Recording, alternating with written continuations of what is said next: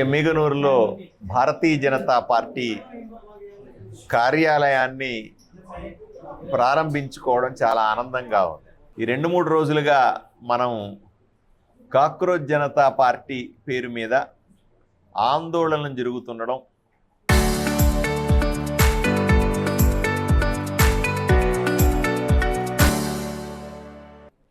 దానికి సంబంధించినటువంటి హంగామా అంతా కూడా మనం మీడియాలో చూస్తూ ఉన్నాం. భారతీయ జనతా పార్టీ విద్యార్థుల సమస్యలు, విద్యార్థులకు సంబంధించిన ఆందోళనని, వాళ్ళు పడుతున్నటువంటి ఆవేదనని పూర్తిగా అర్థం చేసుకున్నాం. 100కు 100% విద్యార్థులతో నిరంతరం తోడుండే party Bharatiya Janata party. NEET exam paper leak అన్నది అత్యంత దురదృష్టకరమని ఇప్పటికే భారతీయ జనతా పార్టీ ప్రకటించింది. ఎవరైతే పేపర్ లీక్ చేశారో వారి మీద కఠినమైన చర్యలు తీసుకుంది. రాబోయే రోజుల్లో ఇటువంటి పేపర్ లీకులు లాంటి సమస్యలు కానీ, విద్యార్థుల భవిష్యత్తుని ఇబ్బంది పెట్టే సమస్యలు ఎక్కడా రాకుండా మరింత కట్టుదిట్టమైనటువంటి జాగ్రత్తలు తీసుకుంటామని విద్యార్థి లోకానికి విన్నవించుకున్నాం. ఇదే సందర్భంలో ఒకవైపున విద్యార్థులు సంతృప్తి చెందిన, విద్యార్థులు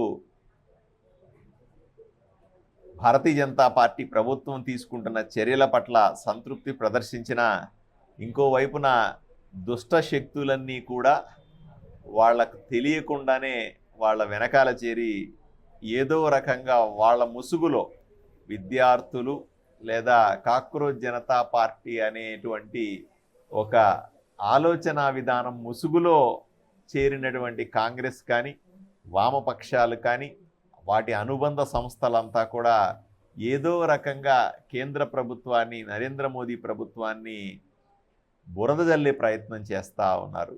దీన్ని మేము ఏదైతే ఎవరినైతే లీకులు చేశారో వాళ్ళని శిక్షించాం, లేదా వాటికి సరైన శిక్ష పడలేదంటే ఇంకో రకమైన ప్రతిపాదన చేసి మరింత కఠినంగా శిక్షించమని అడగచ్చు.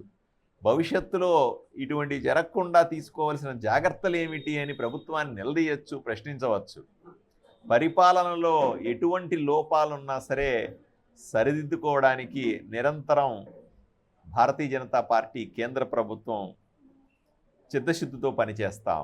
ఇవన్నీ వదిలిపెట్టి కావాలని నరేంద్ర మోదీ మన ప్రధానిని కానీ, భారతీయ జనతా పార్టీ ప్రభుత్వాన్ని కానీ, ఎన్డీఏ కేంద్ర ప్రభుత్వాన్ని కానీ అప్రతిష్ట పాలు చేయడానికే అన్నట్టుగా ఈరోజు ఈ కాంగ్రెస్ పార్టీ తన అనుబంధ ఐఎన్డీఏ పార్టీలన్నీ కూడా చేస్తున్నటువంటి ప్రయత్నాలు ఈరోజు ప్రజలు తిప్పికొడతారనే ఆశాభావాన్ని వ్యక్తం చేస్తూ ఉన్నాం.